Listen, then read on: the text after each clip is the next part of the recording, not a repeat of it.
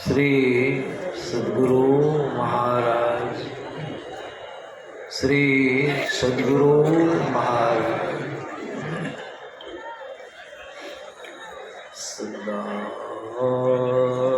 रहो संतोष में,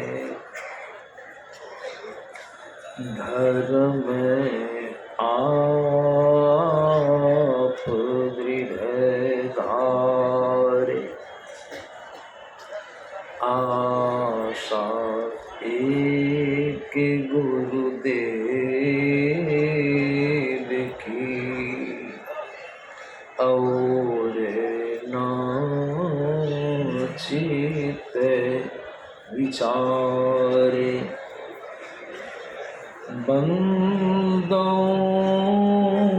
गुरुपद कंज, कृपा सिंधु नरूप, महामोत्तम पुंज,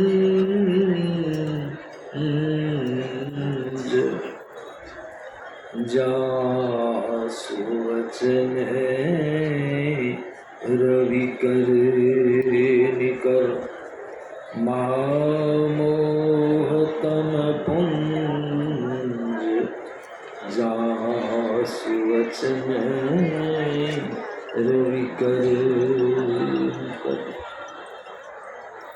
मंचस्थ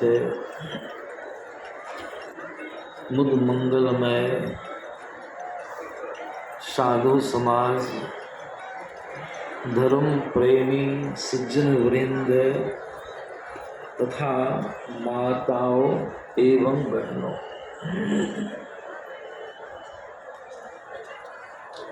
अभी हम लोगों ने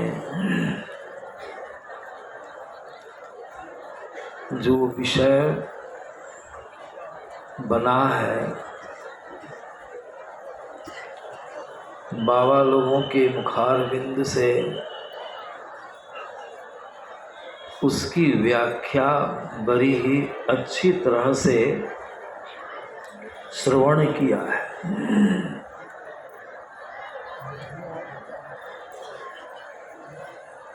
भगवान शिव जी ने ब्रह्मा जी को जीव के कल्याण के लिए ब्रह्मा जी के पूछने पर बतलाया कि यह जीव जो महान दुख में पड़ा हुआ है, आवागमन के चक्र में पड़ा हुआ है, जन्मना और मरना, आना और जाना, शरीर में आना और शरीर का स्थूल शरीर का परित्याग करना, यह सब दुखों की जड़ है। शरीर बंधन में बंध जाना ही जीव के सब दुखों का कारण है। गुरु महाराज की वाणी में हम लोग बराबर श्रवण गाते हैं, सिद्धांत पाठ करते हैं, उसमें हम लोग नित्य उसको पढ़ते हैं। गुरु महाराज ने बहुत ही सार रूप से, संक्षेप में, मूल रूप से दुख का कारण स्पष्ट किया है। गुरु महाराज की वाणी में हम लोग गाते हैं, पढ़ते हैं, मायाबद्ध जीव आवागमन के चक्र में पड़ा रहता है। और उसके पहले है जीव आत्मा सर्वेश्वर का अभिन्न अंश है। कौन है हम और आप? जो शरीरस्थ हैं, साधारण चीज नहीं, ईश्वर का अंश हैं, वे अंशी हैं। तुलसीदास जी महाराज ने कहा है कि ईश्वर अंश जीव अविनाशी, चेतन अमल सहज सुख राशि, हम चेतन हैं, हम हैं तो शरीर चेता हुआ है, और मरण धर्म है, हमारा मरण नहीं होता है, जन्म भी नहीं होता है। सहज सुख राशि, सहज में हम और आप जितने हैं शरीरस्थ सुख के भंडार हैं, लेकिन ऐसा मालूम पड़ता है कि हम सुख के भंडार हैं, नहीं, दुख में पड़े। क्यों? इसका कारण तुलसीदास जी महाराज ने बड़ा सुंदर स्पष्ट किया है। उन्होंने कहा, सो माया बस भयो गोसाई, सो हम और आप जो हैं तो ऐसे तत्व प्रभु के अंश हैं, स्वयं सुख के भंडार हैं, लेकिन सो माया बस भयो गोसाई। अब बंधेव, बंधन शब्द आया है, बंधेव तीर मड़कट की नाई, सुग्गा और बंदर की तरह हम शरीर बंधन में, यही दुख का कारण है। शरीर में बंध जाने से आवागमन का चक्र आरंभ हो गया है, आना और जाना। इन्हीं दुखों से छूटने के लिए भगवान शंकर जी ने ब्रह्मा जी को कहा कि हे ब्रह्मदेव, अगर कोई ऐसा चाहे इस दुख से व्यथित होकर दुख से उबरना चाहता है तो कैसे उबरेगा? दुख का कारण क्या सुने? शरीर बंधन, स्थूल सूक्ष्म कारण और महान। इन चारों बंधनों से, चारों शरीरों से जब तक यह जीव मुक्त नहीं हो जाता है, बंधन से छूट नहीं जाता है, तब तक उसका आवागमन नहीं छूटेगा, और जब तक आवागमन आना जाना लगा रहेगा तब तक उसको दुख भोगना ही पड़ेगा। इसीलिए अगर आवागमन के चक्र से छूटना चाहता है तो भगवान शंकर ने कहा इसके लिए ज्ञान और योग दोनों का आश्रय जीव को लेना होगा। ज्ञान चाहिए, ज्ञान का अभ्यास और योग का अभ्यास। ज्ञान का मतलब अभी सुन रहे थे, सब कुछ श्रवण किए हैं, जानना। जानना, बिना जाने आप कुछ कर नहीं सकते। जानने से आपको चेतना होगी कि वास्तव में हम कौन हैं, क्या बंधन है, इस बंधन से छूटने का ढंग क्या होगा, किस तरीका से इस बंधन से हम छूटेंगे। इसीलिए जानना आवश्यक है। ज्ञान के संबंध में भी आप लोगों ने बहुत ही विस्तृत ढंग से श्रवण किया है। जानना, इसलिए भगवान शंकर ने कहा प्रथम ज्ञान का अभ्यास। ज्ञान का अभ्यास कहाँ होगा? इतनी बातों को आप कहाँ सुन रहे हैं? सत्संग में। इसलिए ज्ञान का अभ्यास दृढ़ता के साथ करना होगा, इसलिए सत्संग से ज्ञान का अभ्यास होगा। और दूसरी चीज बताए, जोग माने मिलन, जोग माने मिलाप। गुरु महाराज ने बहुत सरल शब्द में इसकी परिभाषा की है। मिलन, किससे मिलन? संतों ने बताया, आप जिससे अलग हुए हैं, संसार बंधन में युक्त हुए हैं, उनसे मिलन। किनसे अलग हुए हैं? ख्याल रखिए, किससे अलग हुए हैं? बाबा कबीर की वाणी में आया है, जोगी पड़े विजोग, कहत घर दूर है, पास ही बसत हजूर, तू चढ़त खजूर है। हम जीव जोगी प्रभु से, ईश्वर से, जिस प्रभु में अखंड सुख विद्यमान है, परम शांतिमय सुख विद्यमान है, जिस प्रभु में हम थे, उस प्रभु से हम अलग हुए, विलग हुए हैं। संत तुलसीदास जी महाराज ने विनय पत्रिका में बहुत सुंदर स्पष्ट किया। तुलसीदास जी महाराज कहते हैं, जीव जबते हरिते विलगान्यो, ये बिलगाव शब्द आया है, वियोगित हुए हैं। कहाँ वियोग हुआ, इसलिए जोग की जरूरी है, जोग से मिलन। जीव जब ते हरिते विलगान्यो, तब ते देह गेह निज जान्यो। और माया व स्वरूप बिसरायो, अति भरम ते दारुण दुख पायो। माया के बंधन में बन जाने के कारण, शतत शरीर आवरण से आवरणित रहने के कारण, जन्म मरण के चक्र में घूमते रहने के कारण, हम अपने स्वरूप ज्ञान को, वास्तव में मैं क्या हूँ, यह ज्ञान हमारा लुप्त हो गया।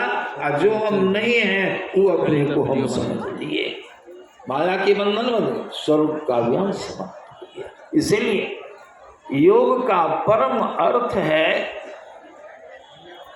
यह जीव आत्मा शरीर बंधनों से छूटकर, संसार बंधनों से छूटकर उस प्रभु में जाकर के जिस क्रिया से, जिस विधि से मिल जाए, एक मेक हो जाए, उसी क्रिया को वास्तव में योग कहा गया है। योग के बहुत भेद बतलाए गए, बहुत तरह के योग को करने के बाद ही परम योग प्राप्त होगा। अंत में आप चेतनात्मा, आप जो प्रभु के अंश हैं, उस प्रभु में जाकर के मिल जाएंगे। वही आपके निज धाम है, निज घर है। वह अखंड सुख है, शांतिदायक सुख का साम्राज्य प्रभु हैं। उस प्रभु में जीव चला गया, सब शरीरों से छूट करके उसका परम कल्याण हो जाता है। इसीलिए योग के संबंध में सुने, योग किसको कहते हैं, पारिभाषिक, इसकी शास्त्रीय परिभाषा भी दी गई। बहुत तरह की परिभाषाएं हैं। पातंजलि दर्शन योग शास्त्र में बताया जाता है, उन्होंने बड़ा सुंदर बताया। योग कहते हैं असल में चित्त वृत्ति के निरोध को योग कहते हैं। चित्त वृत्ति का निरोध। चित्त किसे कहते हैं? चित्त अंतःकरण की 4 इंद्रियों में एक इंद्रिय है चित्त। चित्त का धर्म क्या है? कैसे बुझेंगे चित्त का काम चल रहा है? चित्त का काम है स्पंदन करना, मन का काम है संकल्प विकल्प करना, बुद्धि का काम है निर्णय देना, अहंकार का काम है मैंपन का बोध कराना, और चित्त का काम है हिलाना। चित्त का धर्म क्या है? कैसे पकड़िएगा कि चित्त यह है?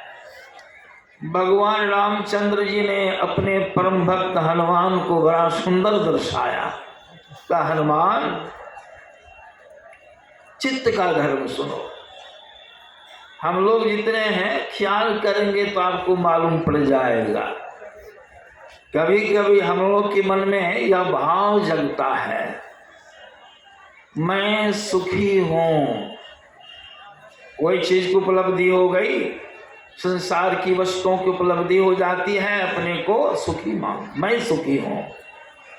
संसार में कोई हानि हो गई, कोई कठिनाई आ गई, कोई दिक्कत आ गई, तो अपने को क्या कहते हैं? मैं बहुत दुखी हूं, मैं सुखी हूं, मैं दुखी हूं। कोई कार्य जब आपसे सिद्ध हो जाता है तो आप अपने को कर्ता मानते हैं। मैंने किया, आप करता, मैं करता हूं, बहुत हो जाता है। और कभी कभी कर्म का फल जब भोगने का समय आ जाता है, भोगने तो मैं कब क्या हो जाता है? मन खिन, मैं भोगता हूं, मैं भोगता हूं। ये किसका धर्म है? यह चित्त का धर्म है। चित्त के कारण आपके अंदर भी यह वृत्ति उत्पन्न हो जाती है, मैं सुखी हूं, मैं दुखी हूं, मैं करता हूं, मैं भोगता। यही वृत्ति जीव को क्लेश में डालती है, आवागमन के चक्र में डालती है। अब देखिए भगवान रामचंद्र जी उतने बड़े भक्त हनुमान को बुला करके और बहुत बढ़िया ढंग से, बहुत सरल भाव से, स्नेह से उनको समझाते हैं। उनके माध्यम से लगता है हम लोगों को उन्होंने ज्ञान दिया कि हनुमान, इसीलिए चित्त वृत्ति का निरोध करो, चित्त वृत्ति का निरोध।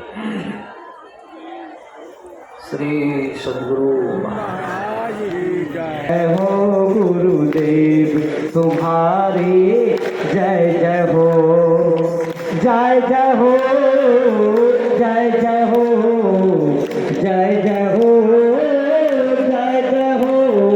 स्वागतम गुरुदेव, शरणागतम गुरुदेव, स्वागतम गुरुदेव, शरणागतम गुरु। सिद्धवा का सुहागमन मंच पर हो गया है।